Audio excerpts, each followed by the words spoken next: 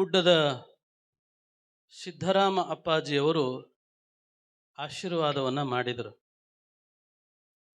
ರಂಭಾಪುರಿ ಸನ್ನಿಧಿ ಅವರು ಆಶೀರ್ವಾದವನ್ನು ಮಾಡಿರುವಂಥ ಸನ್ನಿವೇಶವನ್ನು ನಮ್ಮ ಕಾಕ ಅವರು ಸಿರಿ ಕಾಕ ಅವರು ಬಹಳ ಅದ್ಭುತವಾಗಿ ಹೇಳಿದರು. ಬಹುಶಃ ಬಂಧುಗಳೇ, ನಾವೆಲ್ಲ ಎಲ್ಲಿ ಸೇರಿದ್ದೀವಿ ಅಂತಂದರೆ ಮಹಂತನ ಜ್ಞಾನ ಸಾಗರದಲ್ಲಿ. ಒಬ್ಬ ಜ್ಞಾನಿ ಒಂದು ಮಾತನ್ನು ಬರೀತಾನೆ. ನಾನೇನು ಹೆಚ್ಚಿಗೆ ಸಮಯ ಹೇಳೋದಿಲ್ಲ ಬಂಧುಗಳೇ. ತಾವೆಲ್ಲ ಸ್ವಲ್ಪ ಸಮಯವನ್ನು ತಾವೆಲ್ಲರೂ ನನ್ನ ಕಡೆಗೆ ಲಕ್ಷ್ಯ ಕೊಟ್ರಿ ಅಂದರೆ ಬೇಗ ಬಿಡ್ತೀನಿ, ಇಲ್ಲಾಂದ್ರೆ 2 ತಾಸು ಬಿಡೋದಿಲ್ಲ ನೋಡ್ರಿ. ಹಾಗೇನಿಲ್ಲ. ನೀವೆಲ್ಲ ಎಂಥವರು, ಮಹಂತನ ಬಳಗ ನೀವೆಲ್ಲ ಎಂಥವರು ಅಂತಂದ್ರೆ,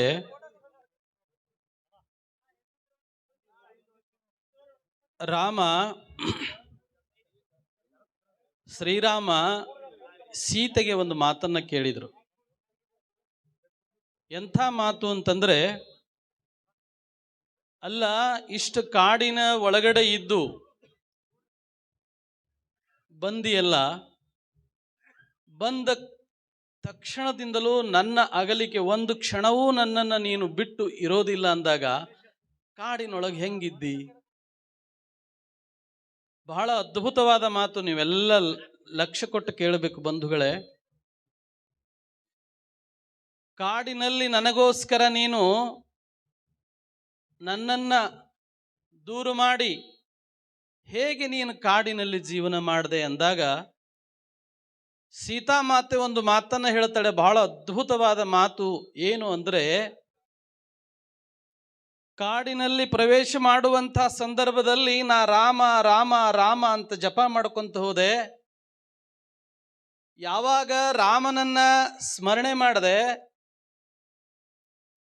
ನನ್ನ ದೇವರನ್ನ ಸ್ಮರಣೆ ಮಾಡದೆ, ರಾಮ ರಾಮ ಅಂತ ಹೇಳಿ ಜಪವನ್ನ ಮಾಡ್ತಾ ಮಾಡ್ತಾ ಮಾಡ್ತಾ ಕಾಡಿನ ಒಳಗಡೆ ಹೋದೆ. ನಾ ಆ ಕ್ಷಣದಲ್ಲಿ ರಾಮನಾಗಿದ್ದೆ, ಸೀತಾ ಆಗಿರ್ಲಿಲ್ಲ ಅಂತ ಹೇಳಿದಳಂತೆ. ಬಹುಶಃ ಆ ಮಾತನ್ನ ನಾನು ಇಲ್ಲಿ ಯಾಕೆ ಹೇಳ್ತಿದ್ದೀನಿ ಅಂತಂದ್ರೆ, ಬಹುಶಃ ಈ ಮಾಂತನ ಮಹಾ ಸನ್ನಿಧಾನದಲ್ಲಿ ನೀವೆಲ್ಲರೂ ಮಹಂತ ಮಹಂತ ಮಹಂತ ಅಂತ ಹೇಳಿ ಜಪವನ್ನ ಮಾಡಿ ಮಾಡಿ ಈ ಜಾತ್ರೆಯಲ್ಲಿ ನೀವೇನು ಸೇರಿದಿರಲ್ಲ, ಬಹುಶಃ ನೀವೆಲ್ಲರೂ ಮಾಂತನಾಗಿ ನನಗಿವತ್ತು ಕಾಣಿಸ್ತಾ ಇದ್ರಿ. ಇದು ಸತ್ಯವಾದ ಮಾತು. ಬಹುಶಃ ನಮ್ಮ ಅಜ್ಜವರು ಬಹಳ ಅದ್ಭುತವಾದ ಗಾಯನವನ್ನ ಮಾಡಿದರು.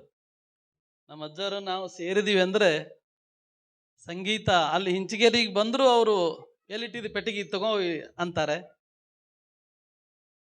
ಬಹುಶಃ ಅಂತ ಮಹಾತ್ಮರು ಯಾಕೆ ಈ ಸಮಾಜದ ಸೇವೆಯನ್ನ ಮಾಡ್ತಾ ಅದಾರೆ ಅಂತಂದ್ರೆ, ಇದು ಮಹಂತನ ಶಕ್ತಿ. ಒಬ್ಬ ಜ್ಞಾನಿ ಒಂದು ಮಾತನ್ನ ಬರೀತಾನೆ, ಸ್ವಾನ ತೆಂಗಿನ ಕಾಯಿತ ಮೆಲುಬಲ್ಲದೆ, ಹೀನ ಗುಣದವನಿಗೆ ಉಪದೇಶವಿತ್ತಡೆ ಹಾನಿ ಸರ್ವಜ್ಞ. ಒಂದು ನಾಯಿಗೆ ತೆಂಗಿನಕಾಯಿಯನ್ನ ಇಟ್ವಿ ಅಂದ್ರೆ ಆ ನಾಯಿ ತೆಂಗಿನಕಾಯಿ ತಿನ್ನಕ್ ಸಾಧ್ಯನೇ ಇಲ್ಲ. ಯಾಕಂದ್ರೆ ಅದಕ್ಕೆ ಬಲವಾದ ಸಿಪ್ಪೆ ಇರ್ತದೆ, ಅದಕ್ಕೆ ತೆಂಗಿನಕಾಯಿ ತಿನ್ನಕ್ ಬರೋದಿಲ್ಲ. ಹಾಗೆ ಹೀನ ಮಾನವನಿಗೆ ಒಳ್ಳೆಯ ಮಾತುಗಳನ್ನ, ಹಿತದ ವಚನಗಳನ್ನ ಹೇಳಿದ್ರೆ ಅವನಿಗೆ ಅರಗಿಸ್ಕೊಳ್ಳಕ್ ಆಗೋದಿಲ್ಲ ಅನ್ನುವಂಥದ್ದು.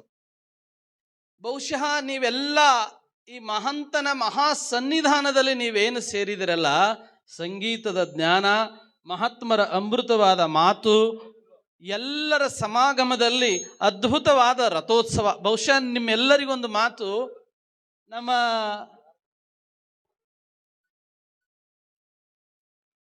ಅಪ್ಪವರು ಮಾತಾಡುವಂತಹ ಸಂದರ್ಭದಲ್ಲಿ, ರಥೋತ್ಸವವನ್ನ ಮಾಡುವಂಥ ಸಂದರ್ಭದಲ್ಲಿ ಹೂವಿನ ಎಲ್ಲ ಶೃಂಗಾರವನ್ನ ಮಾಡಿದ್ದಾರೆ. ಆಕಾಶದಿಂದ ನಾನು ಗಮನಿಸಿದೆ, ಬಹಳ ಸುಂದರವಾದ ಚಂದಮಾಮ ತೇರಿನ ಮೇಲೆ ಶೋಭಾಯಮಾನವಾಗಿ ಇದ್ದ ಅಂತಂದ್ರೆ ಬಹುಶಃ ಅದು ಮಾಂತನ ಶಕ್ತಿ ಎನ್ನುವಂಥದ್ದು. ಬಹುಶಃ ನನ್ನೆಲ್ಲ ತಾಯಿ ಬಳಗ, ಅಣ್ಣನ ಬಳಗ, ನೀವೆಲ್ಲರೂ ಹೇಗೆ ಅಂದ್ರೆ ನೀವು ಪುಣ್ಯವಂತರು. ಶಂಕರಾಚಾರ್ಯರು ಒಂದು ಮಾತನ್ನ ಬರೀತಾರೆ, ಜಂತುನಾಂ ನರ ಜನ್ಮ ದುರ್ಲಭ. ಮಾನವನ ಜನ್ಮ ಬಹಳ ಶ್ರೇಷ್ಠ. ಅದು ಯಾವಾಗ ಶ್ರೇಷ್ಠ ಆಗ್ತದೆ ಅಂತಂದ್ರೆ ಇಂಥ ಮಾಂತನ ಸನ್ನಿಧಾನದಲ್ಲಿ ನಾವು ಸೇರಿ ಸೇವೆ ಮನೋಭಾವನೆಯನ್ನ, ಅದ್ಭುತವಾದ ಸೇವೆಯನ್ನ ನಾವು ಮಾಡಿದ್ರೆ ನಮ್ಮ ಜನ್ಮ ಸಾರ್ಥಕವಾಗ್ತದೆ ಅನ್ನುವಂಥ ಮಾತನ್ನ ಹೇಳಿ